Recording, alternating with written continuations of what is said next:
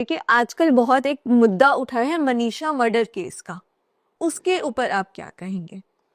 देखिए ये बहुत ही संवेदनशील मामला है जो भिवानी के क्षेत्र में हुआ है।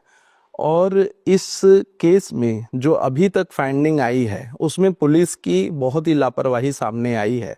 11 अगस्त के दिन एक बच्ची जो कि नर्सिंग कॉलेज के लिए जाती है इंक्वायर करने की उस कॉलेज में क्या पढ़ाई कर सकती हूँ मैं, और उस कॉलेज में पढ़ने के लिए वो वहाँ पे इंक्वायरी करने जाती है और वो घर वापस नहीं आती है। जब फैमिली के लोग पुलिस के पास गए तो पुलिस ने उनके साथ बहुत ही गलत व्यवहार किया और ऐसे ऐसे कमेंट किए जो कि किसी भी परिवार के लिए असम्मानपूर्ण है।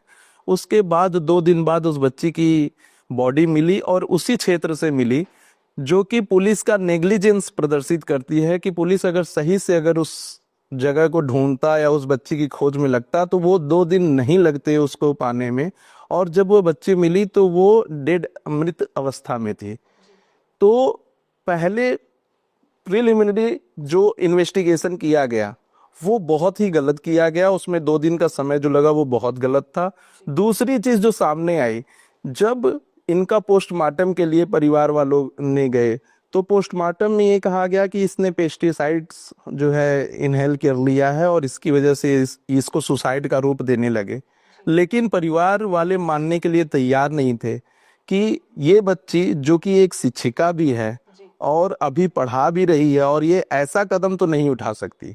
तो फिर वाइट रेस पे प्रोटेस्ट हुआ और प्रोटेस्ट होने के बाद पूरे भिवानी क्षेत्र के लोगों ने पुलिस को घेराव किया और इस बात को फिर से मेडिकल रिपोर्ट के लिए कहा।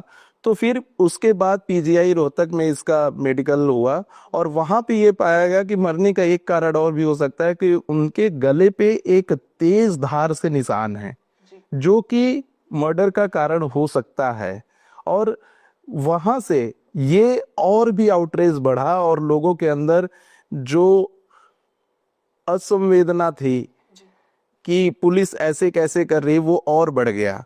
दूसरी चीज, जब ये बॉडी को पाया गया उस समय वहां पे कोई सुसाइड नोट नहीं था। बाद में 7 दिन बाद पुलिस एक फैक्ट के साथ आती है कि बॉडी के अगल बगल ही उसके आधार कार्ड और सुसाइड नोट मिले, जो कि सुसाइड नोट इंग्लिश में लिखा गया है। और उनके माता पिता का कहना है कि ये बच्ची इंग्लिश में लिख ही नहीं सकती है।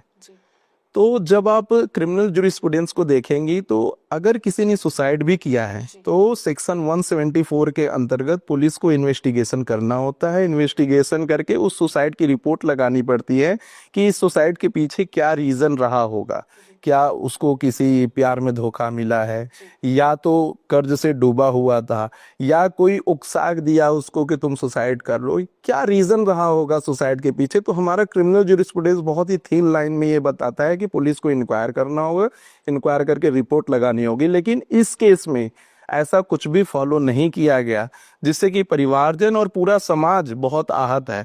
और अभी मैं हरियाणा गवर्नमेंट का इस मामले में धन्यवाद भी करना चाहूँगा कि इस केस को सीबीआई को रेफर कर दिया है और पीजीआई दिल्ली में भी उनका पोस्टमार्टम हुआ है। मेरा ये कहना है कि अगर जो भी पुलिस वाले दोषी पाए जाते हैं, जो भी लोग दोषी पाए जाते हैं, उनके ऊपर जरूर कार्रवाई होनी चाहिए।